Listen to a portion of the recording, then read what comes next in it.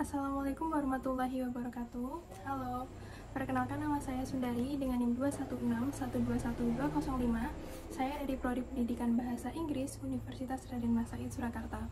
Di sini saya akan menjelaskan beberapa istilah yang ada dalam metodologi studi Islam. Yang pertama ialah al-istishab. Al-istishab ialah menetapkan hukum atas masalah hukum yang kedua berdasarkan hukum yang pertama karena tidak ditemukan dalil yang mengubahnya.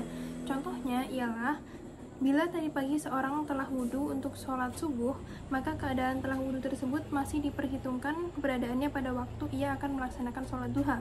Maka ia tidak lagi perlu untuk berwudhu kembali selama tidak ada bukti dan tanda-tanda bahwa wudhunya telah batal.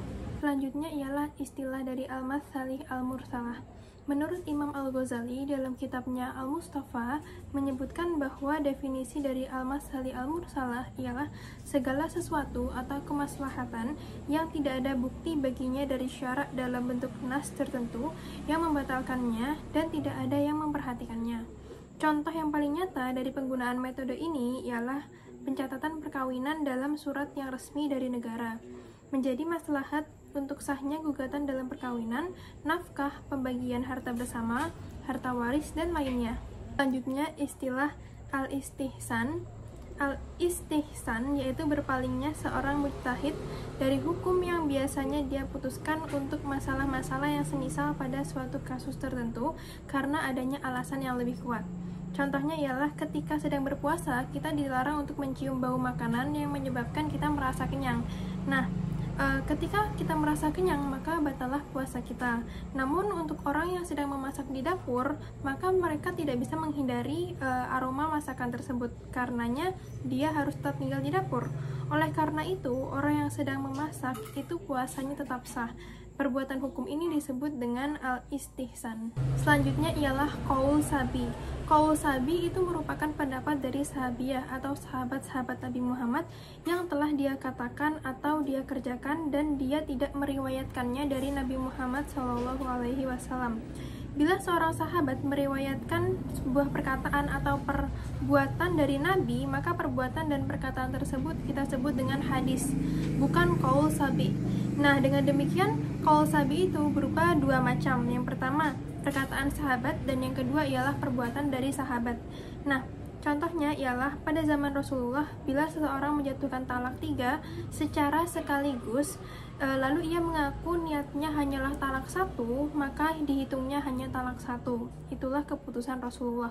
Namun, pada zaman Umar bin Khattab, bila seorang menjatuhkan talak 3 secara sekaligus, lalu dia mengaku niatnya hanya 1, maka tetap dihitung talak 3, sehingga seorang suami tersebut tidak boleh rujuk terhadap istrinya kecuali istrinya sudah menikah dengan laki-laki yang lain kemudian bercerai. Kemudian ada istilah sad al-dharai. Saddu dzara'iyah adalah melarang sesuatu yang secara zahir mubah namun menghantarkan dan mengakibatkan pada mafsadah dan perbuatan haram. Pada dasarnya sebagai contoh ialah pada dasarnya ketika kita menanam anggur itu sah-sah saja, hukumnya boleh. Namun apabila kita menanam anggur untuk memasok pabrik minuman keras atau pabrik alkohol, maka hukum menanam anggur tersebut menjadi haram. Kemudian ada dalalatul iktiron. Nah, dalalatul iktiron ini ialah dalil-dalil yang menunjukkan kesamaan hukum terhadap suatu yang disebutkan bersamaan dengan sesuatu yang lainnya.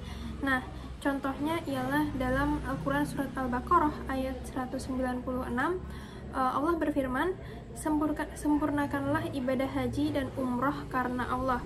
Nah, berdasarkan ayat ini, Imam Syafi'i menyamakan hukum umroh dengan hukum haji, yaitu fardu, sebab ibadah ini disebutkan dalam satu ayat atau secara bersamaan. Kemudian ada dilalah al-ilham. Nah, dilalah al-ilham ialah penetapan hukum berdasarkan petunjuk ilahi yang diberikan kepada individu tertentu. Contohnya, Nabi Muhammad menerima wahyu tentang hukum melakukan sholat. Kemudian ada ru'ya al-nabi. Nah, ru'ya al-nabi ialah penggunaan mimpi Nabi Muhammad SAW sebagai sumber hukum. Contohnya, hukum wudhu yang ditetapkan berdasarkan mimpi Rasulullah. Dan yang terakhir ada syar'u man qablana, yaitu hukum-hukum Allah yang syariatnya kepada umat para nabi sebelum Nabi Muhammad kepada syariat Nabi Ibrahim, Nabi Musa, dan Nabi Isa alaihi salam.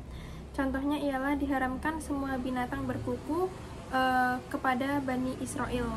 Sekian penjelasan singkat dan ringkas dari saya. Apabila ada salah, mohon dikoreksi dan mohon maaf. Terima kasih. Wassalamualaikum warahmatullahi wabarakatuh.